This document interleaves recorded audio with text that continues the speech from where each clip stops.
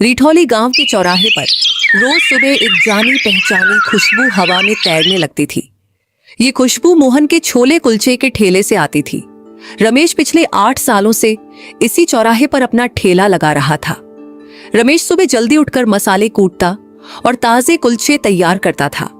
उसका काम ठीक ठाक चल जाता था, जिससे उसके घर का गुजारा आराम से हो जाता था। एक सुबह गांव के मुखिया जी उसके ठेले के पास से गुजरे। अरे मोहन, आज बड़ी जल्दी ठेला लगा लिया। खुशबू तो अभी से पूरे चौराहे पर फैल गई है। राम राम मुखिया जी, बस अभी अभी मसाले भुने हैं। आज कुलचे भी बहुत सॉफ्ट बने हैं। आपके लिए 1 प्लेट लगाऊं? क्यों नहीं? तुम्हारे हाथ के छोले कुलचे खाए बिना तो दिन की शुरुआत ही अधूरी लगती है। जरा तीखा कम रखना आज। जी मुखिया जी, अभी लाया।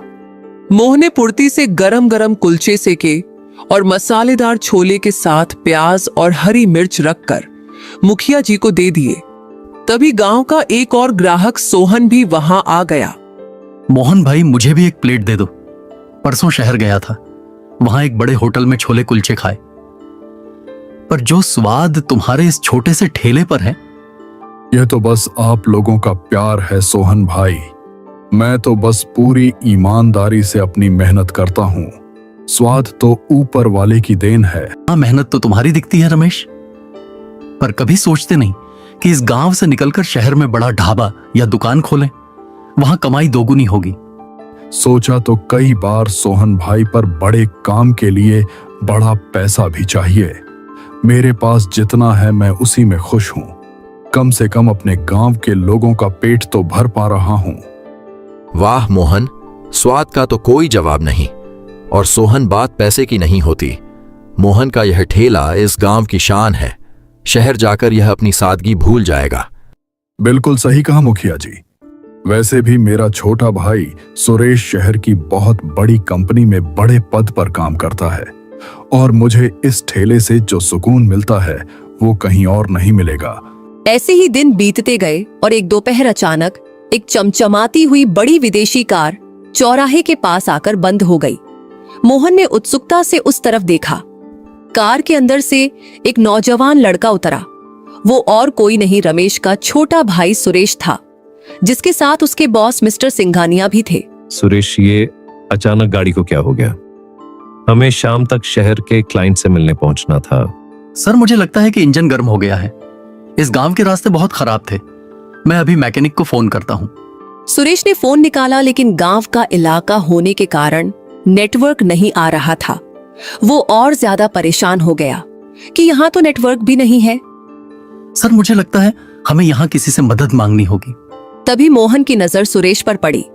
अपने सगे भाई को इतने दिनों बाद देखकर रमेश की खुशी का ठिकाना नहीं रहा। वो तुरंत अपना ठेला छोड़कर कार की तरफ गया। सुरेश, ओ सुरेश, तुम यहाँ इतने दिनों बाद गांव आए और मुझे बताया भी नहीं। सुरेश ने जैसे ही मोहन को देखा तो उसका चेहरा एकदम सफेद पड़ गया। उसने तुरंत अपने बॉस की तरफ देखा, जो रमेश को बड़ी ध्यान से देख रहे थे। भगवान, ये भाई यहाँ क्या कर रहा है? अगर बॉस को पता चल गया कि मेरा भाई सड़क पर छोले कुलचे बेचता है तो ऑफिस में मेरी क्या इज्जत रह जाएगी। लोग मेरा मजाक उड़ाएंगे। सुरेश, ये आदमी कौन है? क्या ये तुम्हें जानता है? नहीं सर, मैं इसे नहीं जानता। अरे भाई साहब, आप कौन हैं? मुझे लगता है आपको कोई गलतफहमी हुई है। मैं आपको नहीं जानता। मोहन अपनी जगह पर जम गया। उसकी आंखों में सगे भाई का यह बर्ताव देखकर आंसू आ गए।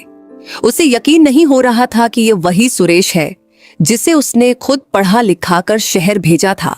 सुरेश, तुम ये क्या कह रहे हो? मैं तुम्हारा बड़ा भाई मोहन हूं। तुम मुझे भूल गए? देखिए, मैंने कहा ना कि आपको गलतफहमी हुई है। सर, चलिए हम वहां छांव में खड़े होते हैं।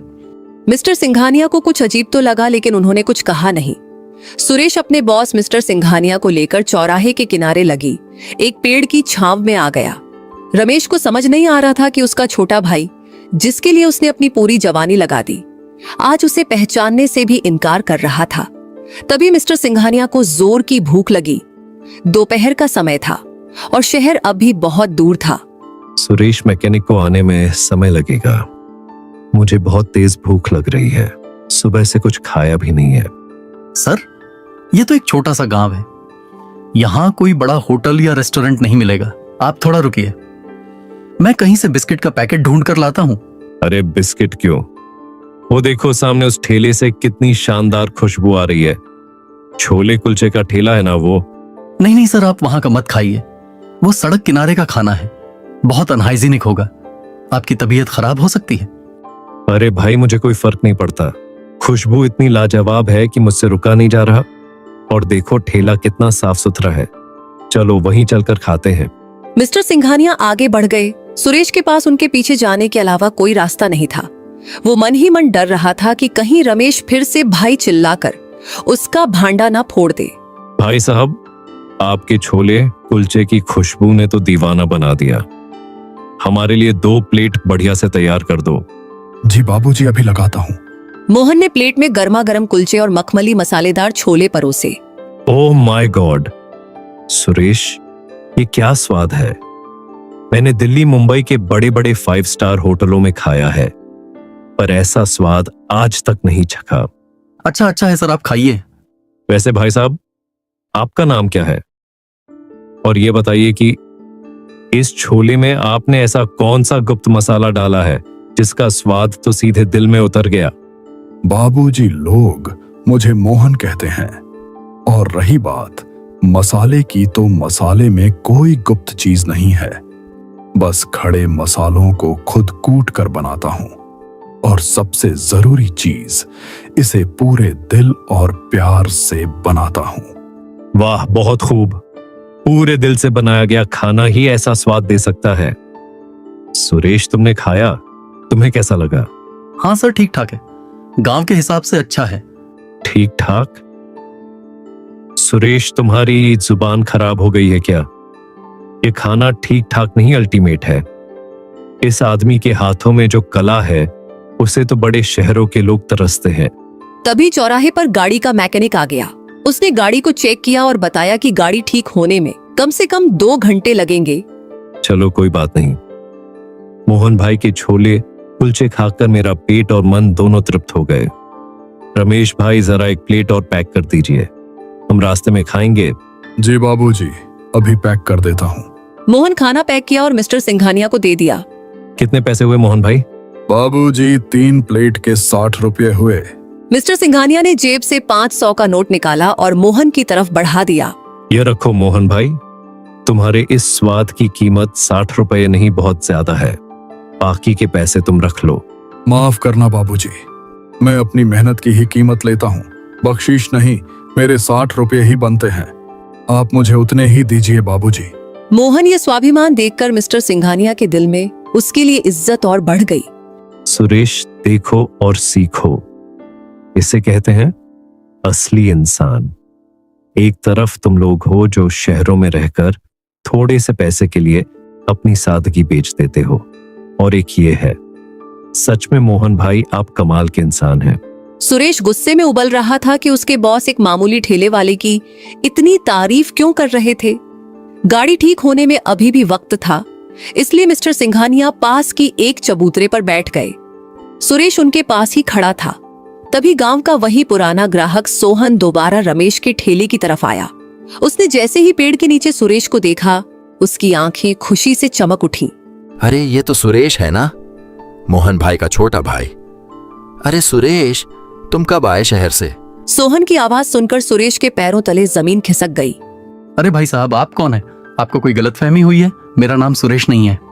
क्या बात कर रहे हो सुरेश? बचपन से तुम्हें इसी गांव की गलियों में देखा है। मोहन भाई ने अपनी दिन रात की कमाई तुम्हारे ऊपर लगा दी, तुम्हें शहर पढ़ाया लिखाया, और आज तुम अपने ही गांव के लोगों को भूल गए। मोहन भाई, देखो तुम्हारा भाई सुरेश आया है। सुरेश, ये सब क्या बकवास है? ये आदमी क्या कह रहा है?